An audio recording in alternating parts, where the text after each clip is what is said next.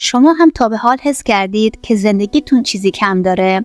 حتی وقتی همه چیز به نظر خوب میاد، میدونستید که تنها یه راز کوچیک میتونه شما رو به شادی واقعی و موندگار برسونه؟ بیایید با هم راز رقص قلب کائنات رو کشف کنیم. اگر آماده اید زندگیتون رو به رقصی هماهنگ با جهان هستی تبدیل کنید، این ویدیو رو تا انتها ببینید و اون رو با کسانی که براتون مهم هستن به اشتراک بذارید. چیزی که اینجا یاد میگیرید میتونه زندگیتون رو برای همیشه تغییر بده. چطوری با کائنات هم فرکانس بشیم تا به شادی و خوشبختی برسیم؟ شاید این سوالی باشه که بارها تو ذهنتون شکل گرفته، اما پاسخ به این سادگی ها هم نیست. بسیاری از ما به دنبال راهی هستیم که در مسیر زندگیمون احساس رضایت و آرامش بیشتری داشته باشیم، اما گاهی اوقات احساس میکنیم که یک چیزی کمه، انگاری یک قطعه مهم از پازل زندگیمون گم شده. اگر به شما بگم که اون قطعه مهم گم شده هم فرکانس شدن با کائناته، آیا کنجکاو نمیشید که بدونید چطوری میتونید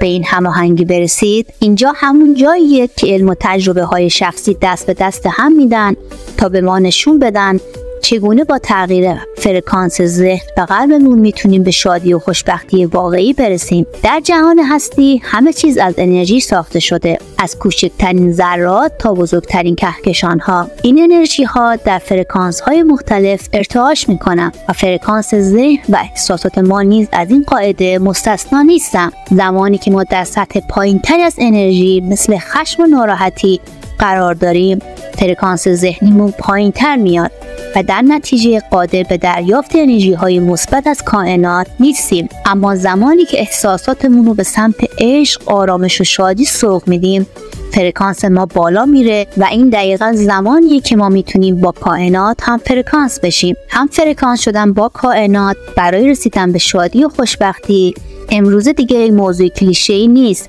بلکه با پیشرفت علم روانشناسی، تکنیک‌های جدید و پیشرفته‌ای که وجود داره میتونن در این مسیر به ما کمک کنن. اگرچه روش‌های سنتی مثل مراقبه و شکرگزاری همچنان مؤثر هستند، اما در ادامه تکنیک‌های جدیدتر و خلاقانه‌ای رو معرفی می‌کنیم که شما رو با کائنات هم فرکانس می‌کنه و به شما در رسیدن به شادی و خوشبختی و واقعی کمک می‌کنه. تکنیک اول تجسم معکوس. تجسم سنتی معمولاً به شکل‌گیری تصویری از هدف در ذهن شما متمرکز میشه، اما تکنیک تجسم معکوس یک روش جدیدتریه که از آینده به حال حرکت میکنه. در این روش شما خودتون رو در موقعیت تجسم میکنید که هدفتون رو قبلا به دست آوردید و بعد به مرور زمان به لحظه حال برمیگردید، جوری که در هر مرحله از بازگشت احساسات خاصی رو تجربه میکنید که به تحقق اون هدف منجر میشه. این تکنیک نه تنها به شما کمک میکنه تا خودتون رو در فرکانس های درست قرار بدید، بلکه مسیر عملی برای رسیدن به هدفتون ایجاد میکنه. تکنیک دوم هم فرکانسی با موسیقی. موسیقی تاثیر زیادی بر روی فرکانس ذهن ما داره و با انتخاب موسیقی هایی که به طور خاص برای هم فرکانس شدن با کائنات ساخته شده میتونیم به سرعت فرکانس خودمون رو بالا ببریم. این موسیقی ها اغلب صدایی از طبیعت یا آهنگ های خاصی هستند که با فرکانس های بالا تنظیم میشن. گوش دادن به این نوع موسیقی ها به ویژه در لحظات آرام به تمرکز ما کمک ها با کائنات هم فرکانس بشیم و ارتباطات مثبت بیشتری جذب کنیم. تکنیک سوم نوشتن شکرگزاری های روزانه با دست غیر مسلط یا همون دست مخالفمونه. شکرگزاری تکنیک قدرتمندی برای افزایش فرکانسه، اما نوشتن شکرگزاری با دست غیر مسلط یک نوع نوآوری جدیده که میتونه نتایج بهتری رو داشته باشه. این روش به دلیل استفاده از نیمکره مغزی مخالف ذهن رو به چالش میکشه و شما را به تمرکز بیشتری برای نوشتن و احساس واقعی شکرگزاری وادار میکنه. این تمرین به شما کمک میکنه تا عمیق‌تر با احساساتتون در ارتباط باشید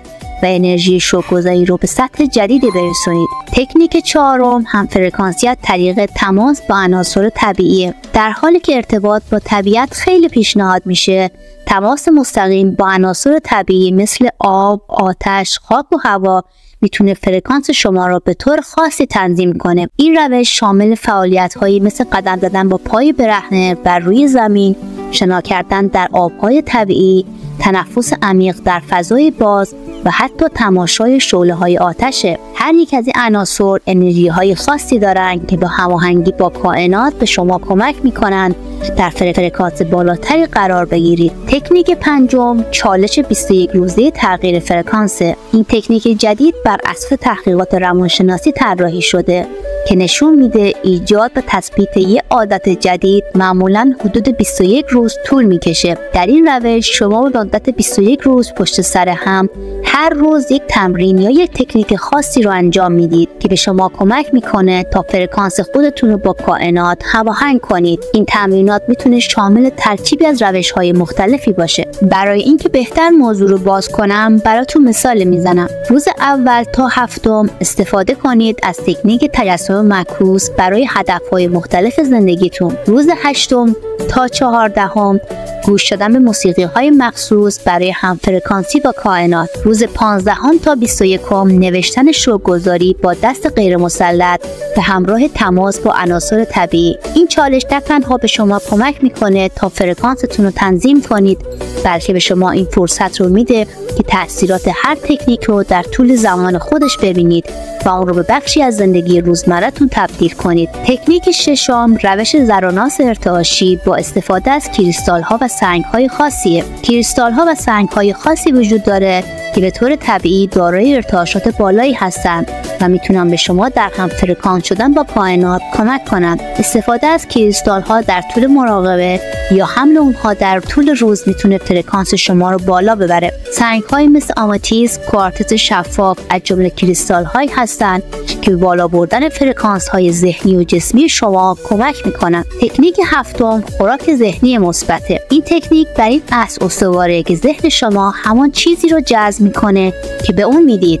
بنابراین تغذیه ذهنتون با افکار و اطلاعات مثبت میتونه به تغییر فرکانس شما کمک کنه. گوش دادن به پادکست ها، مطالعه کتاب های انگیزشی، تماشای فیلم های الهام بخش و دوری از اخبار منفی و استرس ها میتونه تاثیر زیادی در بالا بردن فرکانس ذهنی و هم فرکانسی با کائنات داشته باشه. با استفاده از این تکنیک های جدید و خلاقانه شما میتونید فرکانس خودتون رو به سطح جدید ارتقا بدید و با کائنات هماهنگ بشید. این روش ها نه تنها به شما کمک میکنند تا به شادی و خوشبختی برسید، بلکه شما را قادر میسازند تا به زندگی با کیفیت بالاتری دست پیدا کنید. همفرکانسی با کائنات در واقع همفرکانسی با خود واقعیتونه. وقتی این هماهنگی ایجاد میشه، درهای جدیدی از امکانات، موفقیت ها به روتون باز میشه. مولانا جلال الدین محمد بلخی، شاعر و عارف بزرگ قرن 7 هجری، یکی از برجسته ترین چهره های عرفان اسلام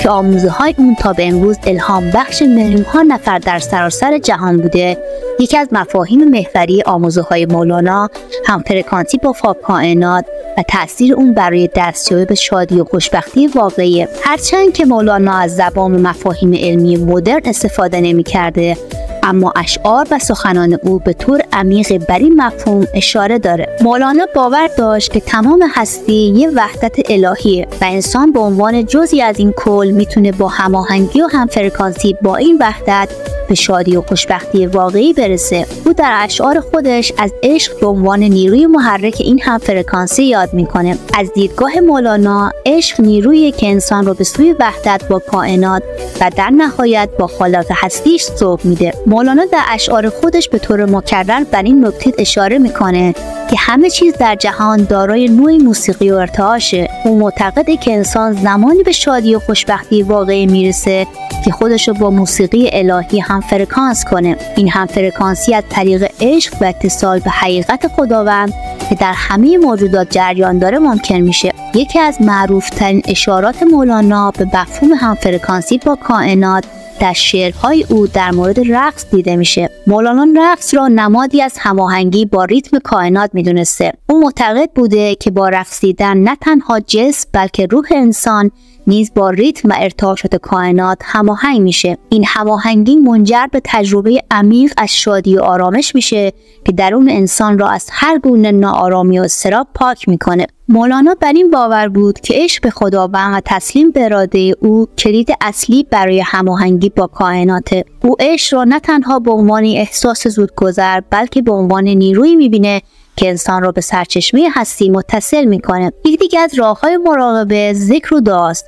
او معتقد بود که با تکرار نام خداوند و تمرکز بر حقیقت او، انسان میتونه خودش رو از دنیای مادی جدا کنه و به ریتم و ارتعاشات کائنات پیوند بزنه. مولانا خدمت به دیگران رو نیز به عنوان یکی از راههای دستیابی به هماهنگی به کائنات معرفی میکنه. وقتی انسان به دیگران کمک میکنه، در واقع با انرژی مثبت و الهی کائنات هم فرکانس میشه. به گفته مولانا، شادی حقیقی زمانی به دست میاد که انسان از خودش و خواسته‌هاش فراتر رود و به وحدت با کل هستی دست پیدا کنه. یکی از راه‌های اصلی برای رسیدن به شادی واقعی و ماندگار، ایجاد یک نوع خاص از همرقصی و همفرکانسی با کائناته که میتونیم اسمش رو بذاریم رقص قلب. این رقص قلب فرایندیه که در اون انسان با هماهنگی و آگاهی کامل از انرژی‌های درونی و بیرونی خودش به شکلی هماهنگ و موزون با ریتم طبیعی کائنات در زندگیش حرکت میکنه. رقص قلب یک مفهوم نمادین و استعاره‌ایه که به هماهنگی و همفرکانسی عمیق انسان با انرژی‌های کائنات اشاره داره. وقتی از رقص قلب صحبت می‌کنیم، منظورمون اینه که انسان در حالتی از آگاهی و حضور کامل قرار میگیره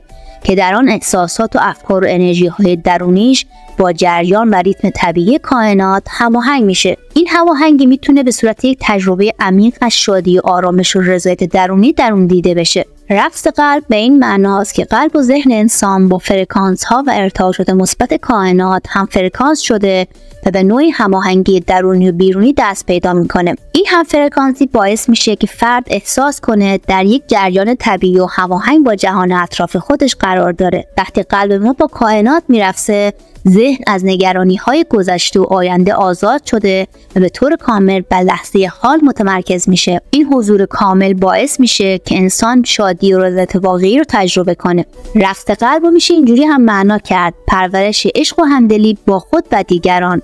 این عشق و همدلی به ما کمک میکنه تا با انرژی‌های مثبت کائنات ارتباط برقرار کنیم و به نوعی از انرژی آرامش پایدار برسیم. رقص قلب یک تجربه درونیه که نیاز به آگاهی عمیق‌تر از خود، عشق به زندگی و اتصال به انرژی‌های الهی داره. باور داشته باشید شادی و خوشبختی در دستان شماست. همفرکانس شدن با کائنات چیزی نیست که فقط در کتاب‌ها یا داستان‌ها بیابید. این یه حقیقت علمی است که هر کسی میتونه با تمرین و تمرکز به اون برسه. شادی و خوشبختی چیزی نیست که از بیرون به شما هدیه داده بشه، بلکه از درون شما سرچشمه میگیره. با همفرکانس شدن با کائنات شما نه تنها به این شادی و خوشبختی میرسید، بلکه میتونید اون رو به دیگران هم منتقل کنید. پس حالا که این راز رو میدونید، وقت اونه که خودتون رو به چالش بکشید و با استفاده از این تکنیک ها فرکانستون رو تغییر بدید. شاید در ابتدا کار سختی به نظر برسه، اما با هر قدمی که برمیدارید به خودتون نزدیکتر میشید و شادی و خوشبختی واقعی رو تو زندگیتون احساس میکنید. از همه شما عزیزان که تا اینجا با ما همراه بودید صمیمانه تشکر میکنم. امیدوارم که تکنیک هایی که معرفی کردم به شما کمک کنه تا با کائنات هم فرکانس بشید و شادی و خوشبختی حقیقی رو تجربه کنید. اگر این ویدیو براتون مفید بود، لطفا اون رو با دوستاتون به اشتراک بذارید تا دیگران هم از این دانش بهره مند بشن. با حمایت شما میتونیم به ساخت محتواهای بیشتر و بهتر ادامه بدیم. فراموش نکنید کانال ما رو دنبال کنید تا اولین نفری باشید که از ویدیوهای جدید ما با خبر میشید. در ویدیوی آینده قراره که ما 7 رفتاری رو به شما معرفی کنیم که شما را دیگران متمایزتر میکنه. نظرات و تجربیات شما برای ما بسیار ارزشمنده. پس در بخش کامنت ها با ما در ارتباط باشید و بگویید کدام تکنیک بیشتر به شما کمک کرده. تا ویدیو بعدی با عشق و با انرژی مثبت در کنار شما خواهیم بود. موفق و شاد باشید.